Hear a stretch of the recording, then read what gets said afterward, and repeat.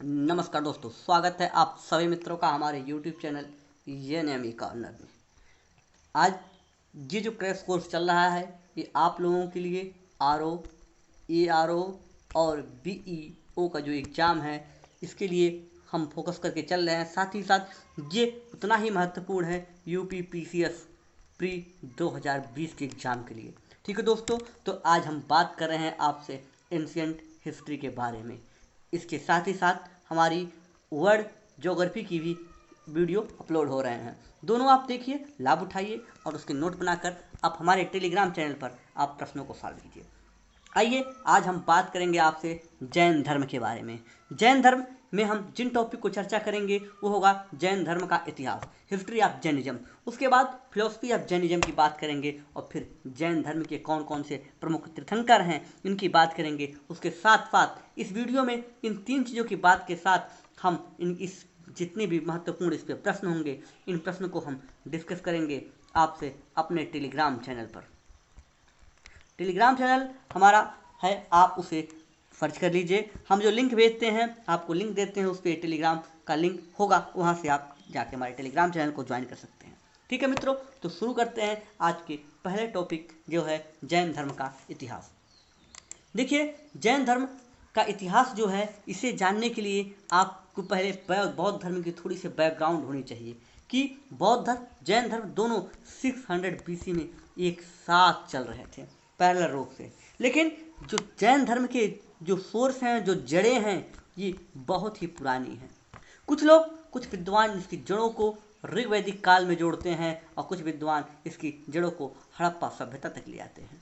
लेकिन जो भी कुछ हो, ये बात तो तय है कि ये एक प्राचीनतम दर्शन है, एक प्राचीनतम धर्म है। भारत में यह प्राचीन धर्मों में से एक है। अगर इसके इतिहास की हम बात करें तो ये दर्शन है प्राचीन दर्शनों में से एक है और ये जिसका जो विकास हुआ है ये हुआ है श्रमण परंपरा से। एक परंपरा होती है जिसके श्रमण परंपरा से इसका विकास हुआ है और इसके विकास के क्रम में टोटल 24 तीर्थंकर हुए हैं।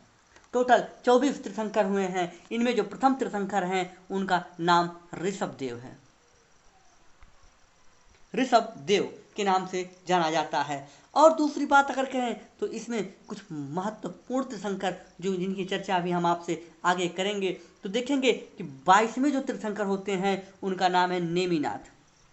ये 22, 23, 24 आपको याद होने चाहिए। 22वें तीर्थंकर नेमिनाथ हैं, 23वें पार्श्वनाथ हैं और 24वें महावीर स्वामी हैं। ये टोटल 24 तीर्थंकर इस परंपरा में जो हुए उनमें आपको 4 कम से कम याद होने चाहिए। कौन कौन से 4? पहला कौन है? पहला है आपके जो पहले तीर्थंकर हैं ऋषभ देव या आदिनाथ के नाम से इन्हें जाना जाता है। दूसरे तीर्थंकर नेमिनाथ और 22वें तीर्थंकर नेमिनाथ और 23वें तीर्थंकर पार्श्वनाथ और 24वें महावीर स्वामी हैं। अगर हम बात करें जो ये संप्रदाय था, ये संप्रदाय जो अपने निर्माण को अपने जब ज्ञान प्राप्ति हो जाती है तो इस ज्ञान प्राप्ति को एक स्पेशल शब्दों में कहता है। उन शब्दों में कहता है ये कैवल्य। कुछ टर्म हैं जिन्हें आप ध्यान रखिए, इससे आपको ये जैनिज्म समझना बड़ा ही आसान होगा। आइए अब बात करते हैं जो इसके तीर्थंकर हुए। सबसे पहले तीर्थंकर केवल आपको चर्चा आप देखेंगे तो इनकी चर्चा ऋग्वेद में मिलती है, यानी इससे स्पष्ट होता है कि ये धर्म हमारे जो आर्यन हिंदुज्म है उसके समानांतर ही ऋग्वेदिक काल में चल रहा था। लेकिन अगर ऐतिहासिकता की बात करें तो हम पाते हैं 23वें और 24वें तीर्थंकर से इनके ऐतिहासिक विवरण हमें मिलते हैं। 23वें तीर्थंकर जो हुए उनका नाम था पार्श्वनाथ। आप इमेज देखें, ये है भगवान पार्श्वनाथ।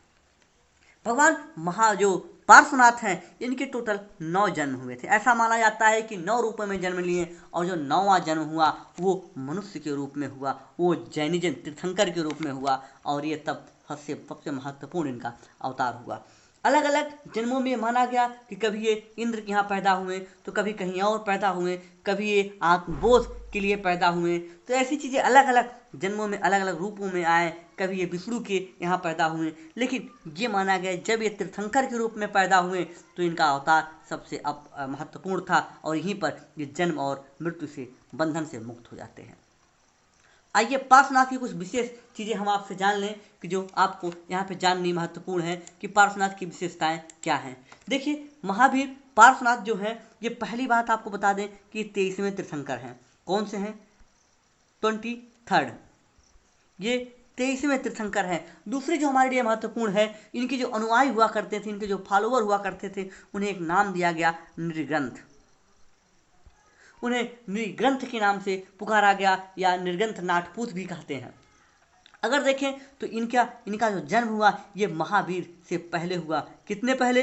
250 वर्ष पहले हुआ। लगभग 250 वर्ष पहले ये पैदा हुए थे। अब ये पैदा कहाँ हुए थे ये भी उतना ही जानना महत्वपूर्ण है। जी हाँ दोस्तों, इनका जो जन्म हुआ था ये हुआ था उत्तर प्रदेश के वाराणसी में।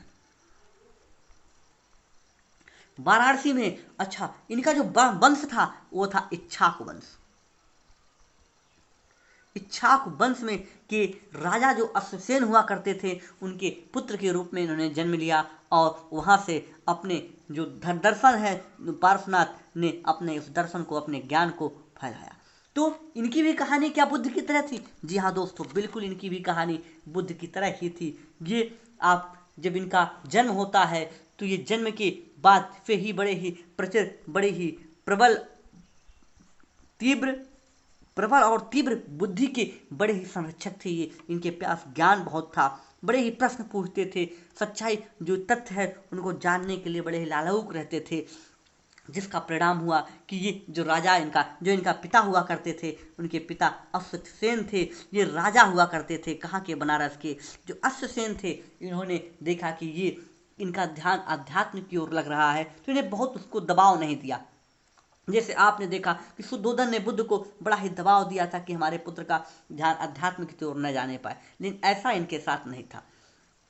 देखा है जब इनका जन्म होता है तो इनके जन्म के समय इनके शरीर पर सर्प के निशान बने हुए थे।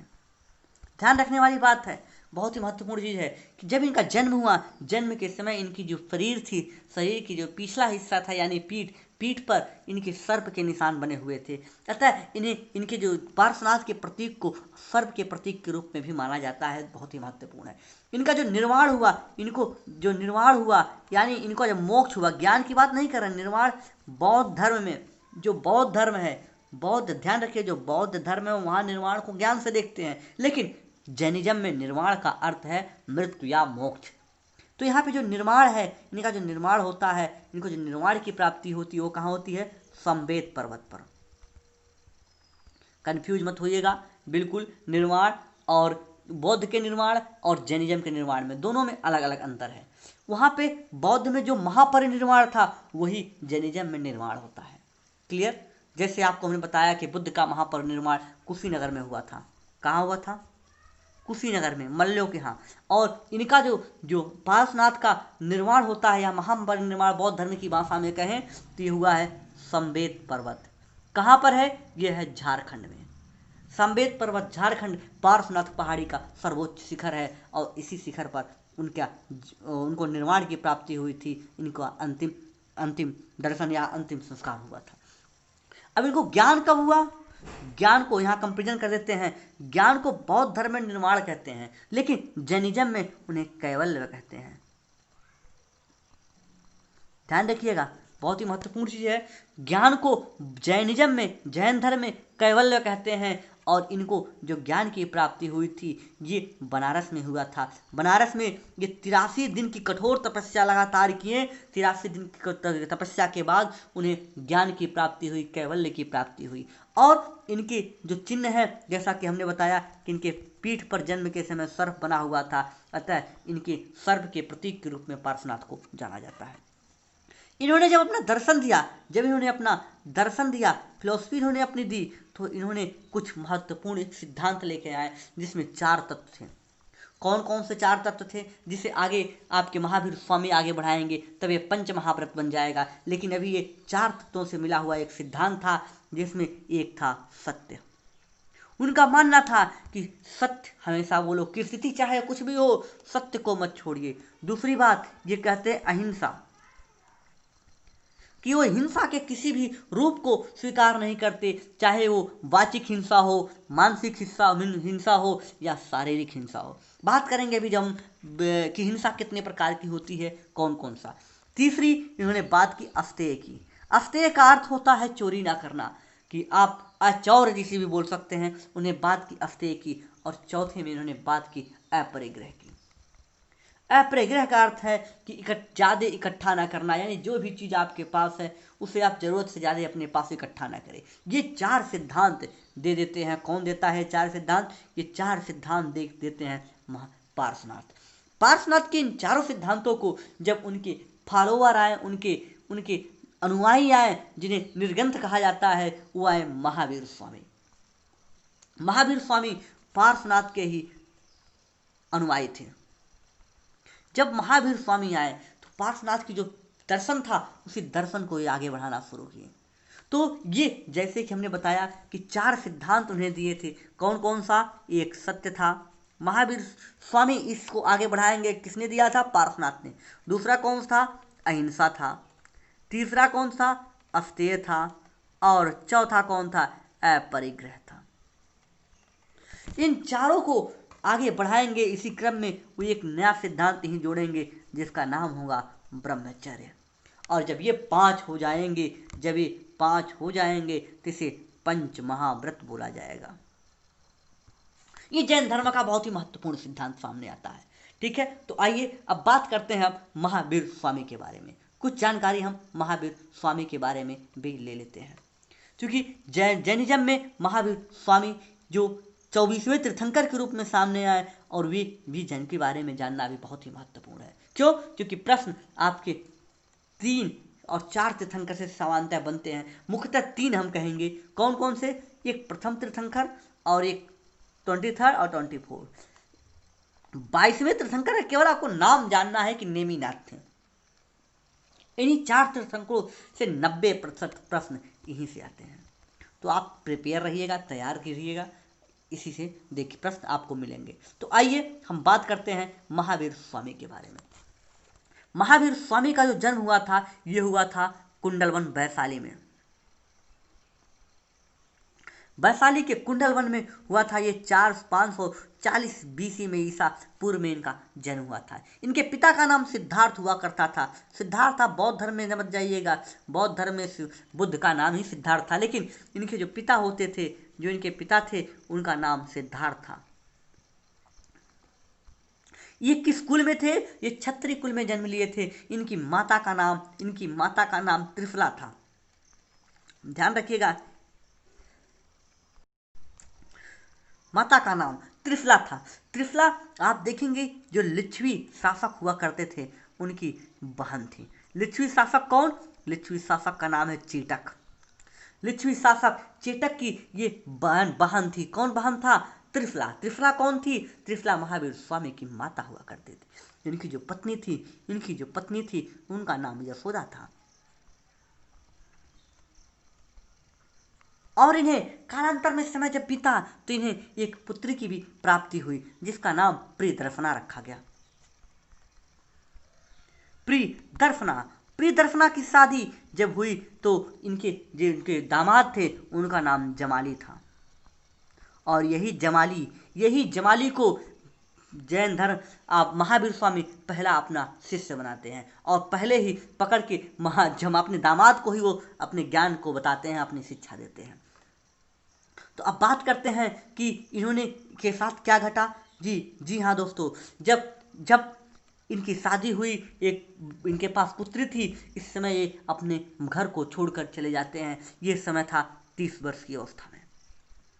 महावीर स्वामी 29 वर्ष की अवस्था में छोड़ते हैं, और ये नंदी जो महावीर स्वामी हैं, ये 30 वर्ष की अवस्था में छोड़ते हैं। लेकिन महावीर स्वामी और बुद्ध के घर छोड़ने में अंतर ये था कि बुद्ध घर रात में चोरी से छोड़ के जाते हैं, अनजान में जाते हैं, लेकिन जो महावीर स्वामी हैं ये आज्ञा लेके जाते हैं कि हम घर से जा रहे हैं अध्यात्म की तलाश में। अब प्रश्न उठता है किससे आज्ञा लिए थे? तो आज्ञा देने वाला इनका बड़ा भाई नंदी वर्मन था। ये नंदी वर्धन से आज्ञा लेकर, जो इनका बड़ा भाई था, उनसे आज्ञा लेकर ये निकले थे तपस्या करने, या निकले थे ज्ञान की खोज में। अब जब ये 12 वर्षों तक लगातार इन्होंने तपस्या किया, 12 वर्षों तक, ध्यान रखिएगा कितने वर्षों तक? 12। बुद्ध को 35 वर्ष की अवस्था में ज्ञान हुआ था, लेकिन इन्हें जो ज्ञान होगा ये होगा 42 वर्ष की अवस्था में। 42 वर्ष की अवस्था में कहाँ पे होता है? लोकेशन है जाम्बिक ग्राम, और एक वृक्ष के नीचे बैठे होते हैं, तब उन्हें ज्ञान की प्राप्ति होती है। वो वृक्ष होता है साल का वृक्ष। साल के वृक्ष के नीचे बैठकर और जाम्बिक ग्राम में इन्हें कैवल्य की प्राप्ति होती है, जिसे जैनिज्म में ज्ञान कहा जाता है। कैवल्य क्या है? कैवल्य क्या है आपको फिर से बताते हैं। एक बार हमने इसकी चर्चा की। कैवल्य जैनिज्म में जो ज्ञान होता है, जो एपेक्स ज्ञान होता है, सबसे ऊंचा ज्ञान होता है, उसे ही आप कैवल्य कहते हैं। अब बात करें, हमने अब तक क्या बात की? इनके जन्म की बात की, इनके माता पिता, गृह त्याग, और हमने इनकी बात की कि ये इनको कैवल्य कैसे मिला। तो जी हाँ दोस्तों, एक चीज़ और यहाँ पे, ये तपस्थली इनकी कहाँ थी? ये कहाँ पे तप करते थे? तो ये तप करते थे, एक नदी का नाम है ऋजुपालिका। ऋजुपालिका नदी के किनारे तपस्या कर रहे थे, ऋजुपालिका नदी के किनारे। और ये कहाँ बह रही थी? जाम्बिक ग्राम, जहाँ इनको ज्ञान की प्राप्ति हुई थी, कैवल्य की प्राप्ति हुई थी, उसी नदी के तट पर। वहीं पे एक गांव था जिसका नाम जाम्बिक ग्राम था। जब कैवल्य की प्राप्ति हो जाती है तो जो जैन पूजा अर्चना, जो ज्ञान की जिनको प्राप्ति होती है, उन्हें एक स्पेशल नाम देते हैं, जिन कहा जाता है। जिन का अर्थ होता है इंद्रियों पर विजय प्राप्त करने वाला, कि ऐसा व्यक्ति, ऐसा पुरुष जिन्होंने अपनी सारी इंद्रियों पर विजय प्राप्त कर ली हो, वह जिन है। क्लियर? इनको निर्वाण की जो प्राप्ति हुई, निर्वाण का मतलब फिर आपको यहाँ क्लियर करते हैं। निर्वाण का अर्थ है यहाँ पे महापरिनिर्वाण का, यानी इनके मृत्यु का। और इनकी जो निर्माण हुई, इनकी जो मृत्यु हुई, वो 468 BCE में हुआ था। कहाँ पर? लोकेशन है पावापुरी।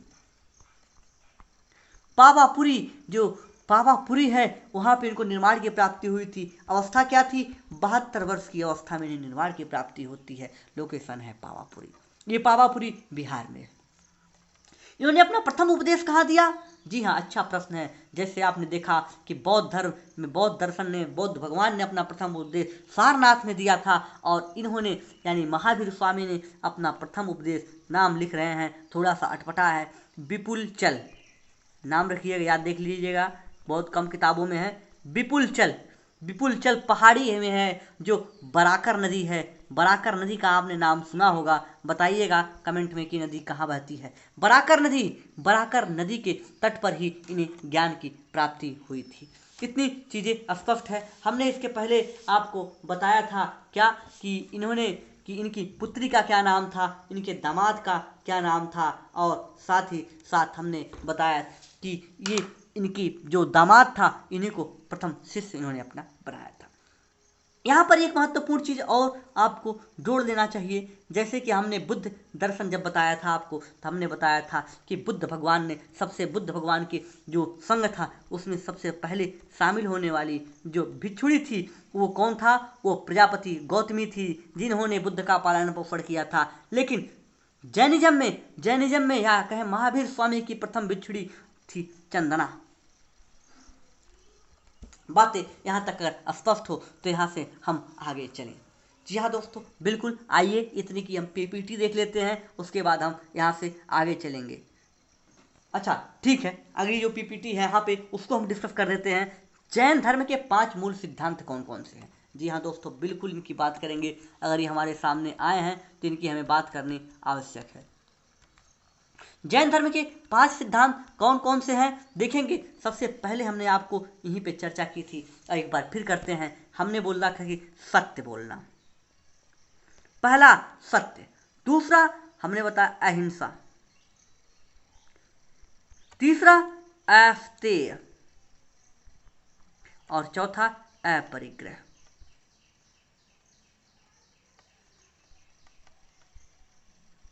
ये 4 सिद्धांत, ये 5ों में से जो ये 4 हैं, ये 4 दिए गए थे पार्श्वनाथ के द्वारा।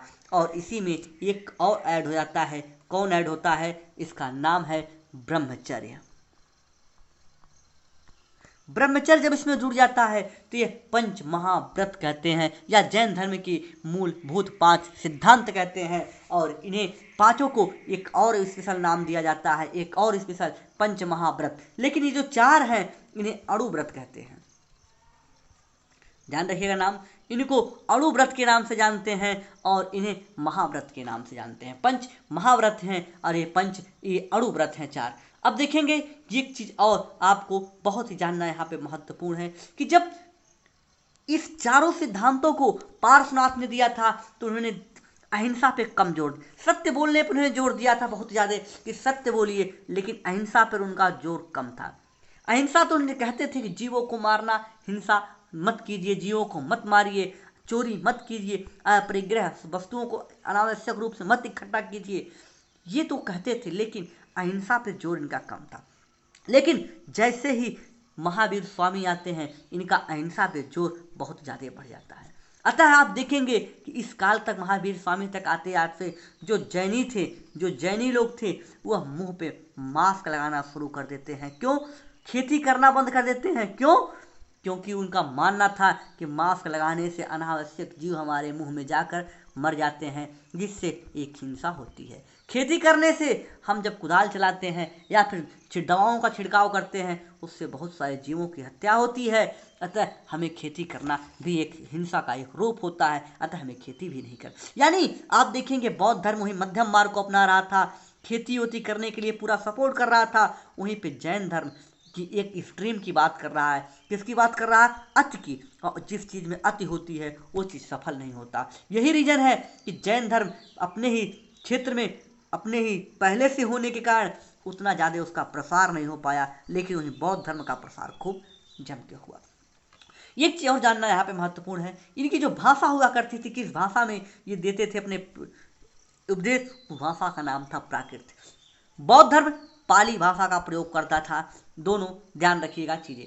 अब एक चीज और यहाँ से महत्वपूर्ण आपको जानना है, जैन धर्म में इन्होंने जो बताया पंचव्रत महाव्रत बताया, उन्होंने कहा कि जो हमारे अणु व्रत हैं इनमें नियम कठोर कम होते हैं, इनमें नियम की कठोरता कम होती है। लेकिन जो पंचव्रत हैं ये भिक्षु के लिए हैं और जो भिक्षु होते हैं उनके लिए नियम काफ़ी कठोर होंगे।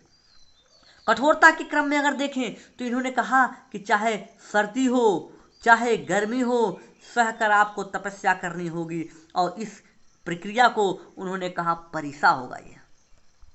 ये परीक्षा का बिगड़ा हुआ रूप है, परीक्षा का बिगड़ा हुआ रूप है, परीक्षा बोला उन्होंने।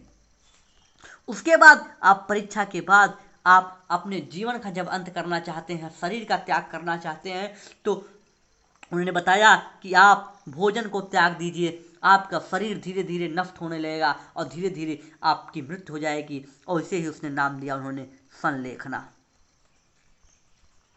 इसे ही उन्होंने नाम दिया संलेखना विधि। आप देखेंगे संलेखना विधि एक न्यूज में थी, इसको लेकर अक्सर डिबेट होते हैं कि संलेखना विधि, Sallekhana method is the part of essential religion part Jainism और नॉट, कि जैनिज्म का ये वास्तविक जैन धर्म का भाग है या आत्महत्या का प्रयास है। इसको लेकर इसको सुप्रीम कोर्ट तक भी चुनौती मिल चुकी है। इतनी बातें अगर अस्पष्ट हों तो अब हम अपनी पीपीटी आपको दिखाएंगे। आइए, अब तक जितनी हमने बात की आपसे, हमने बताया कि जैन धर्म की जो बना था ये जिन शब्द से बना है, जिसका अर्थ होता है इंद्रियों पर विजय प्राप्त करना। इसके प्रथम प्रवर्तक थे ऋषभदेव, जिन्हें आदिनाथ के नाम से भी जानते हैं। प्राचीनता की दृष्टि से ये भारत के प्राचीनतम धर्मों में से एक है, क्योंकि इसकी चर्चा ऋग्वेद में मिलती है। इसके कुल 24 तीर्थंकर हुए हैं, जिसमें 22वें तीर्थंकर नेमिनाथ हैं, 23वें आपके पार्श्वनाथ हैं और 24वें महावीर स्वामी हैं। उसके बाद हमने आपसे बात की थी पार्श्वनाथ के बारे में। पहला फीचर कि 23वें तीर्थंकर हैं, इनके अनुयायी को निर्ग्रंथ कहा जाता है। इसीलिए भविष्य में देखेंगे जब बुद्ध होते हैं तो बुद्ध महावीर स्वामी को निर्ग्रंथ नाथपूत के नाम से बुलाते हैं, निर्ग्रंथ नाथपूत के नाम से वो पुकारा करते थे। इनका जन्म हुआ वाराणसी में इक्ष्वाक वंश के राजा अश्वसेन के घर, यानी अश्वसेन इनके पिता थे।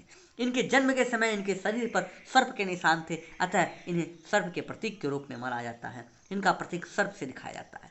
इन्हें जो मोक्ष हुआ, जो निर्माण हुआ, संवेद पर्वत पर प्राप्त हुआ। पार्श्वनाथ की पहाड़ी झारखंड में अवस्थित है। केवल यानी ज्ञान जो इनका हुआ, जो इनको ज्ञान, मोक्ष का अर्थ है मृत्यु से, कि इनकी जो मृत्यु हुई वो कहाँ हुई। ज्ञान केवल इन्हें 83 दिन की कठोर तपस्या के बाद बनारस में हुआ था, और चिन्ह इनका सर्प है। इन्होंने महाभारत का जो सिद्धांत दिया, उस सिद्धांत में अगर हम आपसे बात करें कौन कौन सा सिद्धांत था, वो था पहला सत्य, दूसरा अहिंसा, तीसरा अस्तेय और चौथा अप्रज्ञा। भविष्य में जाकर जब महावीर स्वामी आते हैं तो इसमें पांचवा वो जोड़ते हैं, जिसे ब्रह्मचर्य के नाम से जाना जाता, और भविष्य में ये जाकर महापंचव्रत हुआ। कितनी बातें स्पष्ट। आइए बात करते हैं महावीर स्वामी के बारे में। महावीर स्वामी का जन्म वैशाली के कुंडल ग्राम में 540 ईसा पूर्व में हुआ था। इनके पिता सिद्धार्थ थे, जो क्षत्रिय कुल से जुड़े बिलोंग करते थे। इनकी माता लिच्छवी की चेटक की बहन थी, जिनका नाम त्रिफला था, और इनकी जो पत्नी थी उनका नाम यशोदा था। 30 वर्ष की अवस्था में महावीर स्वामी अपने बड़े भाई नंदीवर्धन की आज्ञा से लेकर घर को त्याग देते हैं और ज्ञान की खोज में निकलते हैं। आगे ये जहाँ पे जाकर तप करते हैं उसका नाम जाम्बिक ग्राम था, जो ऋषपालिका नदी के किनारे अवस्थित है। इनको केवल मतलब ज्ञान की प्राप्ति 42 वर्ष की अवस्था में हुई। 30 वर्ष की अवस्था में घर छोड़े थे। 12 वर्ष कठोर तपस्या उन्होंने की थी। उसके बाद अगर बात करें तो इन्हें ज्ञान कहाँ हुआ, जाम्बिक ग्राम साल वृक्ष के नीचे ज्ञान की प्राप्ति हुई थी। अतः साल वृक्ष आप देखेंगे, साल वृक्ष जैन धर्म में बड़ा ही महत्वपूर्ण है। जैसे पीपल को यहाँ पे जैन धर्म, बौद्ध धर्म में आप देखेंगे बोध ज्ञान बड़ा ही पवित्र माना जाता है। उसके बाद इन्होंने जो प्रथम उपदेश दिया था, अच्छा इनका जो निर्माण हुआ था इनके 468 BC ईसा पूर्व में पावापुरी में हुआ था। अवस्था टोटल 72 वर्ष की थी। बुद्ध भगवान की अवस्था 80 वर्ष थी जब उन्हें कुशीनगर में निर्माण हुआ था। जो प्रथम भिक्षुड़ी थी, अच्छा प्रथम उपदेश उन्होंने दिया था विपुल चल की पहाड़ी बराकर नदी के किनारे अवस्थित है, और जो इन्हें प्रथम उपदेश दिया था वो दिया था प्रथम भिक्षुड़ी जो थी, उन्होंने आपकी चंद्रा थी, प्रथम उपदेश विपुल चल पहाड़ी के किनारे दिया था। पुत्री प्रदर्शना थी और इनका दामाद जमाली हुआ करता था। जमाली ही जिनको प्रथम शिष्य बना था, और जब इनको ज्ञान प्राप्त हुआ तो इन्हें जिन के नाम से जाना गया।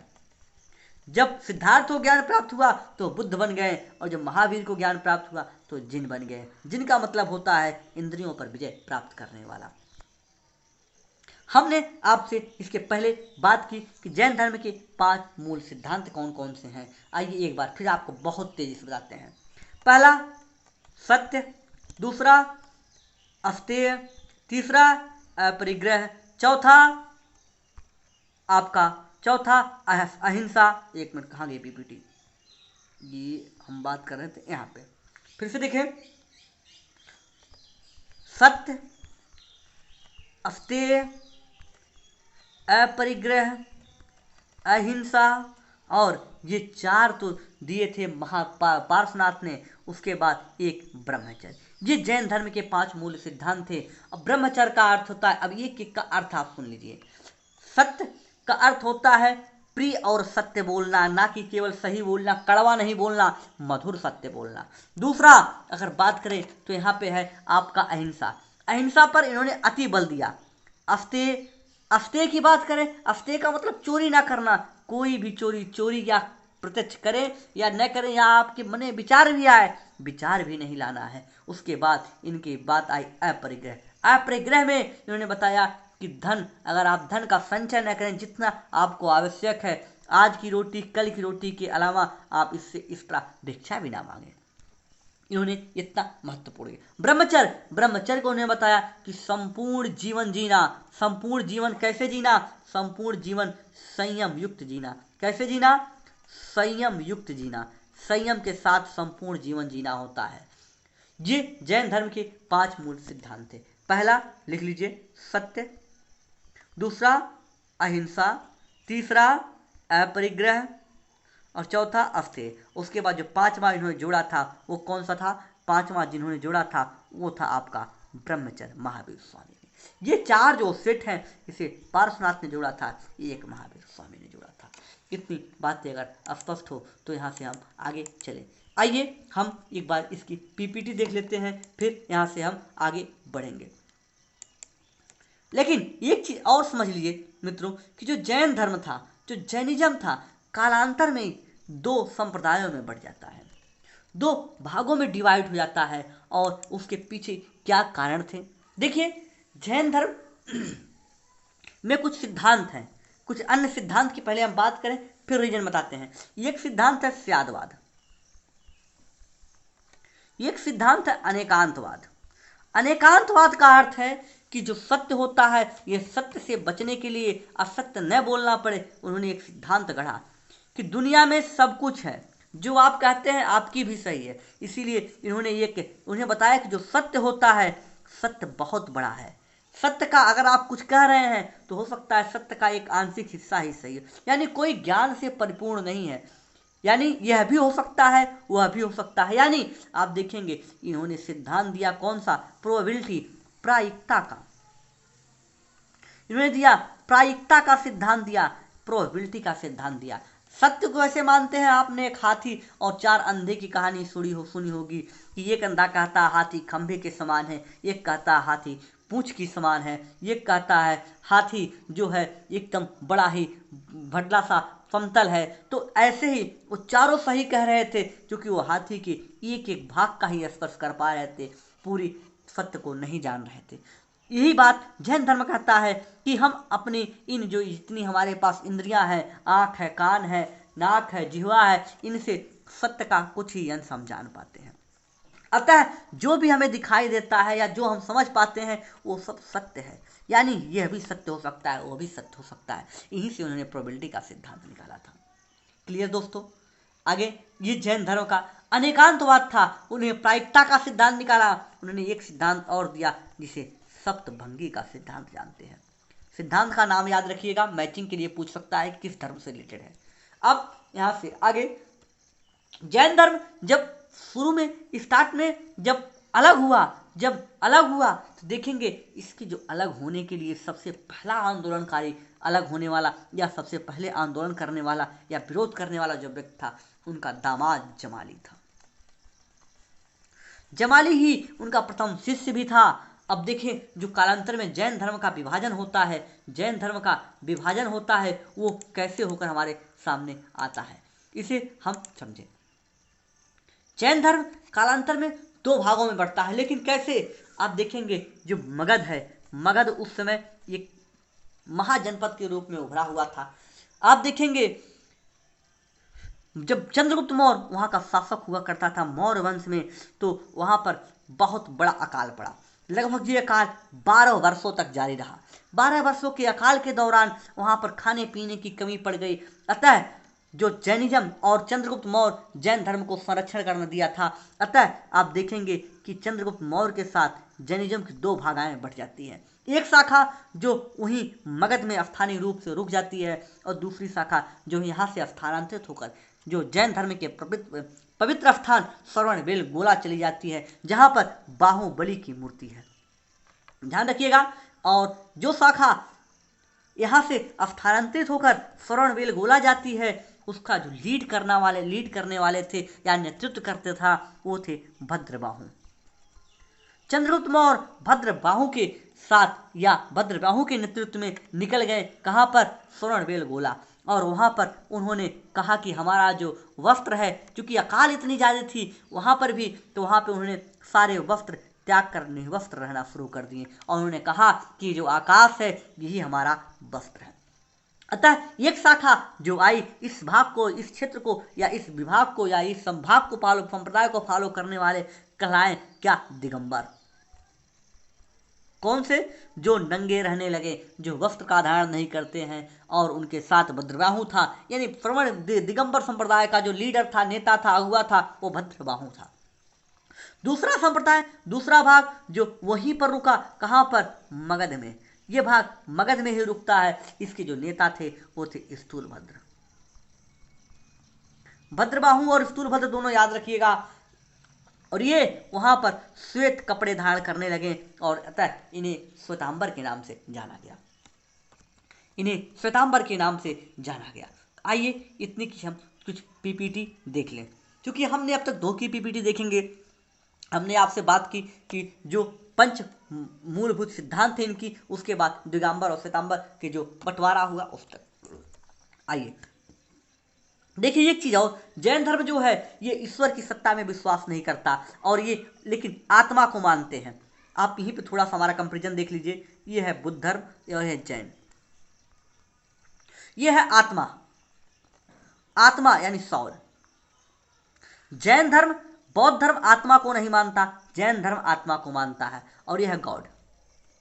जैन धर्म ईश्वर को नहीं मानता, बुद्ध ईश्वर को भी नहीं मानते। इन दोनों में यहाँ पे समानता है, लेकिन आत्मा को मानने में इन दोनों में समानता नहीं है। जगत को बौद्ध धर्म नश्वर मानता है, लेकिन जैन धर्म उसे शाश्वत मानता है, उसे शाश्वत की दर्जा में देता है कि जैन धर्म एक शाश्वत धर्म है, या जो जगत है वह शाश्वत है, कभी नष्ट नहीं होती। आइए हम पीपीटी की बात करते हैं। हमने आपको बताया कि पंच महाव्रत जो है उसके लिए आपको संसार जो प्रसार, इन्हें जो संसार था उन्हें इन्हें शाश्वत माना और इनके जो जिस भाषा में इन्हें प्रचार किया वो प्राकृत थी। जैन धर्म के त्रिरत्न हुए कौन कौन सा? सम्यक श्रद्धा, सम्यक ज्ञान या सम्यक आचरण। ये 3 जो सिद्धांत हुए कौन कौन से? सम्यक श्रद्धा, श्रद्धा कहाँ होनी चाहिए? जो इनके तीर्थंकर थे, जिन मार्गों को उन्होंने बताया है उन मार्गों में श्रद्धा होनी चाहिए। उसके बाद सम्यक ज्ञान, सम्यक ज्ञान किस चीज का होना चाहिए? जीव और अजीव का। ये 2 सिद्धांत मानते हैं, जीव और अजीव, यानी दुनिया में जितने भी अजीव हैं इसमें भी जीव है और इसमें भी जीव है, अतः इसमें जीव की मात्रा ज़्यादा है, इसमें जीव की मात्रा कम है, अतः हिंसा बिल्कुल बर्दाश्त नहीं है इसमें। सम्यक आचरण का क्या अर्थ है? कि जो सम्यक आचरण या चरित्र का अर्थ है कि जो बुरे कर्म है ये बुरे कर्म का आप त्याग कर दें, चाहे वो मानसिक हो, शारीरिक हो, वाचिक हो, इसका आप परित्याग करें। और इन्होंने जिस भाषा में अपने दर्शन को फैलाया वो था प्राकृत भाषा। इन्होंने बात की सत्य की कि प्रिय सत्य हमेशा बोलिए, प्रिय वचन बोलिए, सत्य बोलिए। अहिंसा की बात की, अहिंसा पे उन्होंने अति जोर दिया। अहिंसा पे उन्होंने तीन बातें बताई कि जो अहिंसा होती है 3 प्रकार की होती है। पहली उन्हें बताया कि मानसिक हिंसा। मानसिक हिंसा का अर्थ है किसी के मन में लेकर अगर आप हिंसा करते हैं, द्वेष करते हैं तो भी एक अहिंसा का भाग है। दूसरा वाचिक हिंसा। वाचिक हिंसा का अर्थ है कि अगर मन से बाहर आप गाली देना शुरू करते हैं तो वाचिक हिंसा है। और शारीरिक हिंसा, जिसे आप हिंसा का प्रायः रूप समझते हैं, प्रायः अर्थ वही समझते हैं, वो है आपका कौन सा? वाचिक हिंसा, शारीरिक हिंसा, जिसमें आप मारपीट शामिल होता है। अब यहाँ से अगर हम आगे चलें तो हम बात करेंगे आपसे अपरिग्रह के बारे में। अपरिग्रह का मतलब धन का संचय न करना और अस्तेय का मतलब चोरी न करना। ये चारों दिए थे पार्श्वनाथ ने, उसमें ब्रह्मचर्य जोड़कर पंच महाव्रत बनाया महावीर स्वामी ने। संयम पूर्ण जीवन की बात करता है ब्रह्मचर्य। हमने बताया कि पंच अणुव्रत कौन सा है?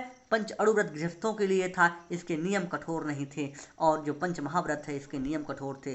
संलेखना विधि से इनको अपने जीवन का त्याग करना होता है। आगे बात करें, जैन धर्म जिन सिद्धांतों की बात करता है, स्यादवाद, एकांतवाद, प्रायिकता और सप्तभंगी सिद्धांत, जिसकी एक डिटेल में हमने बात की। इसके बाद हम आपसे बात करते हैं कि महावीर स्वामी जो जैन धर्म से सबसे पहले विद्रोह करने वाला या अलग होने वाला सबसे पहला व्यक्ति था, उनका दामाद जमाली, और यही प्रथम शिष्य भी था। जैन धर्म का जो विभाजन हुआ, हमने बताया कि मगध में लगातार 12 वर्षों का बहुत बड़ा अकाल पड़ा और उसके बाद इनकी एक शाखा श्रवणबेलगोला चली गई। किसके समर्थन में?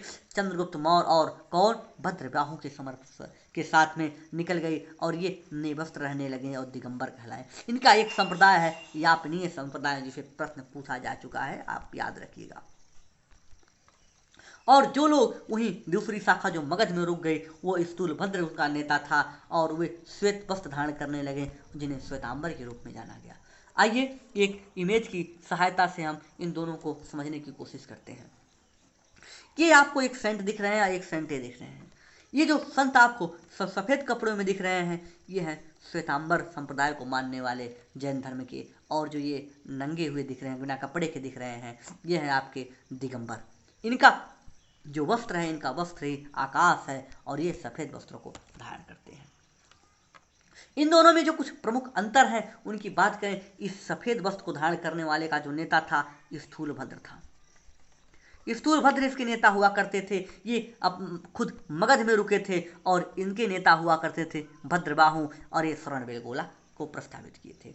ये सफेद वस्त्र धारण करते हैं, नग्न अवस्था में रहते हैं। इनके जो श्वेतांबर हैं, श्वेतांबर के अनुसार महावीर स्वामी का विवाह हुआ था और उन्हें एक पुत्री थी जिसका नाम प्रियदर्शना था। इनके दामाद जमाली हुआ करता था। लेकिन जो शाखा दिगंबर है जिसके नेता भद्रबाहु थे, जिसे सपोर्ट चंद्रगुप्त मौर्य करते हैं, उन्होंने बताया कि ये महावीर स्वामी अविवाहित थे, इनका विवाह नहीं हुआ था। एक चर्चा दोनों तीर्थंकरों दोनों में एक विवादित चर्चा होती है कि एक तीर्थंकर हुए थे 19वें, जिनका नाम था मल्लीनाथ। मल्लीनाथ एक बार फिर से लिख देते हैं, मल्लीनाथ। श्वेतांबर संप्रदाय मल्लीनाथ को कहता है कि ये स्त्री थी, जबकि दिगंबर संप्रदाय का मानना है कि ये पुरुष थे। ये फीमेल थी, ये मेल मानता है। दोनों में इस बात को लेकर विवाद है और इसीलिए आप देखेंगे कि जो श्वेतांबर संप्रदाय है इसमें महिलाओं की एंट्री या प्रवेश की अनुमति है और जो दिगंबर है इसमें महिलाओं के प्रवेश की अनुमति नहीं है। यद्यपि इसका एक संदर्भ चूंकि नग्न अवस्था में रहते हैं यह भी है। तो आप देखेंगे जो महिलाएं शामिल होती हैं जैन धर्म में वह श्वेतांबर संप्रदाय में शामिल होती हैं। इनकी जो बौद्ध संगतियाँ हुई दोनों की, इसमें आप देखेंगे प्रथम बौद्ध संगति जो हुई थी 322 से लेकर 298 BC में हुई थी। कहाँ पे हुई थी? यह भी पाटलिपुत्र में हुई थी। इसके जो अध्यक्ष थे वो थे स्थूलभद्र। स्थूलभद्र कौन? वही स्थूलभद्र जो मगध में अपने आप को रोका था। और इसी समय आप देखेंगे ये दो भागों में बटा था। क्या? इसी समय दो भागों में जैन धर्म बढ़ गया था, एक दिगंबर है और एक श्वेतांबर। स्पष्ट। दूसरी बौद्ध संगति जो होती है काफी समय बाद 512 AD में होती है, यानी 512वीं ईस्वी में होती है और ये होती है गुजरात के बल्लभी में। इस समय इसके अध्यक्ष होते हैं देवाधिश्रमाशील या देवाध ऋषि मणि के नाम से भी जाना जाता है और इसी समय ये ग्रंथों को निबद्ध किया, कई ग्रंथों को यहाँ पे लिखा गया है। अब कुछ महत्वपूर्ण चीजें आपको बता दें कि जो जैन धर्म था, चूंकि हम जैन धर्म के अंतिम टॉपिक की ओर पहुंच गए हैं। जैन धर्म जो था, जैन धर्म आप देखेंगे ये अपनी जो दर्शन था इसका स्रोत सांख्य दर्शन से लेता है। सांख्य दर्शन जिसको हमने बताया था कि कपिल इसके प्रवर्तक हुआ करते थे। दूसरी बात अगर देखेंगे इनका जो संरक्षण प्रश्रय दिया, गुजरात में सोलंकी शासकों ने इनका बहुत ही ज़्यादा प्रश्रय दिया। और देखेंगे उड़ीसा में जो चेदी वंश के शासक हुआ करते थे वहाँ पे खारवेल या कलिंग के जो शासक थे, खारवेल जो अशोक से कलिंग के शासकों से युद्ध हुआ था वहाँ पे खारवेल शासकों का शासन था। ये भी जैन धर्म के बहुत ही बड़े संरक्षक हुआ करते थे। हमने बताया था कि महावीर के अनुयायियों को निर्ग्रंथ कहा जाता है। यहाँ पे एक चीज महत्वपूर्ण आपको यहाँ पे जानना है कि ऋषभदेव की जो पुत्री, प्रथम जो तीर्थंकर थे, जो पहले तीर्थंकर हुआ करते थे, उनकी पुत्री का नाम ब्राह्मी था और इन्हीं को वर्णमाला जो आप पढ़ते हैं, वर्णमाला के आविष्कार की जननी माना जाता है कि इन्होंने ही वर्णमाला का आविष्कार किया था। और देखें, और इसके लिए कुछ जो आपके सूत्र गढ़े गए थे उसमें एक जैन धर्म में एक आचरांग सूत्र है। आचरांग सूत्र भिक्षुओं के आचरण के लिए बनाया गया था, भिक्षुओं के आचरण के लिए। ऐसे ही बौद्ध धर्म में आप देखेंगे तो वहाँ पे विनय पिटक बनाया गया था, नियम के भिक्षु कैसे रहेंगे। भगवती सूत्र यहाँ पे एक मिलता है चर्चा जिसका नाम है भगवती सूत्र। भगवती सूत्र जीवन की क्रियाकलाप जो महावीर स्वामी की थी उनका संकलन किया गया है और एक महत्वपूर्ण जो बुद्ध की, जो महावीर स्वामी की जो शिक्षाएं थी उन्हें नायाधप्य कथा शुल्क में शामिल किया गया है। अब यहाँ से कुछ महत्वपूर्ण हम बात कर लें आपसे कि क्या क्या किसके जो हमारे तीर्थंकर थे उनमें कौन कौन से महत्वपूर्ण हैं और उनके प्रतीक चिन्ह कौन कौन से हैं। क्योंकि 3-4 तीर्थंकर हमने आपको महत्वपूर्ण बताए थे, लेकिन उससे हम एक्स्ट्रा आपसे बातें करेंगे। हम बात करेंगे ऋषभदेव, जो महत्वपूर्ण है उन चारों के आप प्रतीक चिन्ह देख लें, उसके इतर हमारे पीपीटी में जो होगा उसको हम दिखाएंगे। ऋषभदेव जो आदिनाथ जो पहले तीर्थंकर थे उनका प्रतीक चिन्ह वृषभ है। वृषभ मीन्स होता है बैल। दूसरा जो हम बात करें आपसे, आपकी हमने बात की थी नेमिनाथ की, जो हमारे 21वें तीर्थंकर हुआ करते थे, इनका नीला कमल था। 22वें तीर्थंकर आपके अरफ्ट नेमी थे। अरफ्ट नेमी आप देखेंगे तो इनका जो प्रतीक था वो शंख था। और जो 23वें तीर्थंकर हुए थे पार्श्वनाथ, हमने बताया था कि इनका जो प्रतीक चिन्ह था सर्प था। और जो आपके 24वें तीर्थंकर हुए महावीर स्वामी, जिन्हें आप जानते हैं कि क्षत्रिय वंश से संबंधित है, अतः इनका प्रतीक चिन्ह क्या हुआ? सिंह या शेर। ठीक है दोस्तों, तो आइए अब आपको हम इतनी की पीपीटी दिखा के आगे चलते हैं। हमने बताया कि जो जैन धर्म था वो दो भागों में बटा, श्वेतांबर और दिगंबर। श्वेतांबर स्थूलभद्र के नेतृत्व में था और दिगंबर भद्रबाहु के। ये सफेद वस्त्र धारण करते थे, ये नग्न अवस्था में रहते थे। इनके अनुसार महावीर स्वामी विवाहित थे, इनकी एक पुत्री थी जिसका नाम प्रदर्शना था, जबकि जो दिगंबर संप्रदाय है वो मानता है कि महावीर स्वामी अविवाहित थे। 19वें तीर्थंकर को लेकर विवाद है। मल्लीनाथ श्वेतांबर संप्रदाय उसे स्त्री मानता है, जबकि दिगंबर संप्रदाय उसे कहता है ये पुरुष है। इनकी दो संगीतियाँ हुई थी, जिनकी बैठकें दो हुई थी। एक 322 से लेकर 298 BC में हुई थी। यह पाटलिपुत्र के स्थूलभद्र में के नेतृत्व में हुई थी। और इसके जो यहाँ पे दो संप्रदाय में बटा हुआ था, दिगंबर और श्वेतांबर। आगे 512 AD में दूसरी संगीति होती है। यह गुजरात के बल्लभी में होती है। इसके अध्यक्ष देवादि क्षमा श्रवणशील थे और ये ग्रंथों को लिपिबद्ध यहीं पे किया गया था। इसके बाद देखें तीर्थंकर, उसके प्रतीक चिन्ह कुछ महत्वपूर्ण हैं, इन्हें आपको जानना महत्वपूर्ण है।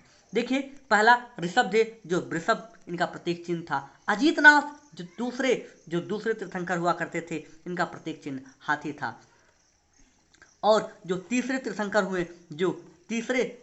हुए संभवनाथ का प्रतीक चिन्ह घोड़ा था। 14वें तीर्थंकर अनंतनाथ हुए, इनका प्रतीक चिन्ह गरुड़ था। मल्लीनाथ जो 19वें तीर्थंकर थे, जिन्हें स्त्री और पुरुष दोनों की संज्ञा में दोनों संप्रदाय क्रमशः रखते हैं, उनका प्रतीक चिन्ह कलश हुआ करता था। 21वें नेमिनाथ, इनका नीला फूल था, नीला कमल था। और 22वें अरफ्ट नेमी का शंख हुआ करता था। 23वें पार्श्वनाथ, जिनका प्रतीक चिन्ह सर्प था। और 24वें महावीर स्वामी, जिनका प्रतीक चिन्ह सिंह था। जैन धर्म का जो सोर्स है वह है सांख्य दर्शन। इसको सोलंकी वंश के शासकों ने, चेदी वंश के शासकों ने, कलिंग शासक खारवेल ने संरक्षण प्रदान किया था। सांख्य वंश, हमने बताया जो सांख्य दर्शन था, ये कपिल मुनि होते थे, उनका दर्शन हुआ करता था। जब हमने आपको खस दर्शन बताया था, सांख्य न्याय, जब हमने आपसे बात की थी उत्तर मीमांसा की उस समय, तो ये जो दर्शन थे जो आपने वहाँ पे पढ़े थे, कौन कौन से? खस दर्शन में आपको याद होगा, एक बार फिर से हम आपको चर्चा कर देते हैं। सांख्य, कपिल, योग, पतंजलि, वैशेषिक, कणाद, न्याय, आपके गौतम, पूर्व मीमांसा, जैमिनी और उत्तर मीमांसा बादरायण, ये 6 उसमें कस दर्शन हुआ करते थे। ये थे आपके वेदांत, भी इन्हीं को कहा जाता था। अब देखिए, आपको वर्णमाला के जो आविष्कार हैं उनका श्रेय दिया जाता है ऋषभदेव या आदिनाथ की पुत्री ब्राह्मी को। महावीर स्वामी के जो अनुयायी होते तो निर्ग्रंथ कहते हैं। उसके साथ ही 3 प्रमुख सूत्र हैं। आचारांग सूत्र भिक्षुओं के आचरण के लिए, भगवती सूत्र महावीर स्वामी के जीवन के क्रियाकलाप हैं, और नया धम्म स्व कथा शुल्की, इनकी जो शिक्षाएं थी उनका संग्रह किया गया था। अब दोस्तों एक इमेज आपको दिख रही होगी, एक है ये शिव है और दूसरे हैं विष्णु।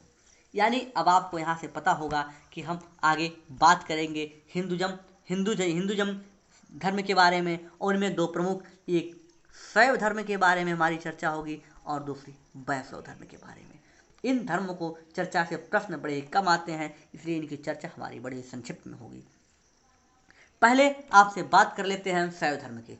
शैव धर्म के इष्ट देव जो हुआ करते हैं वो भगवान शिव हैं। इन्हें आप देखेंगे, ये भारत के सबसे प्राचीन धर्म में से एक है। ये हड़प्पा काल में इसके रुद्र के रूप में इनकी चर्चा मिलती है। ऋग्वेद में हड़प्पा काल में इन्हें आदि शिवा के नाम से चर्चा दी जाती है। अगर आप देखेंगे, जेम्स प्रिंसप ने इन्हें आदि शिवा के नाम से हड़प्पा काल में पहचाना था। दक्षिण भारत में जब इनका प्रसार हुआ तो इन्हें नैनार के नाम से जाना गया, नैनार। और अब तक टोटल 63 संतों की, कितने? 63 नैनार संतों की चर्चा मिलती है। और ये इनसे कुछ प्रमुख जो शैव धर्म से प्रमुख जो संप्रदाय है उनका नाम महत्वपूर्ण है। एक आप सुनेंगे कापालिक, ये तंत्रवादी है, और इसके जो जिसमें पूजा होती है, इनमें आप देखेंगे इसमें पूजा होती है भैरवनाथ की, और ये शिव के अवतार के रूप में है। दूसरा संप्रदाय पाशुपति संप्रदाय था, और इसके प्रवर्तक लकुलीश हुआ करते थे।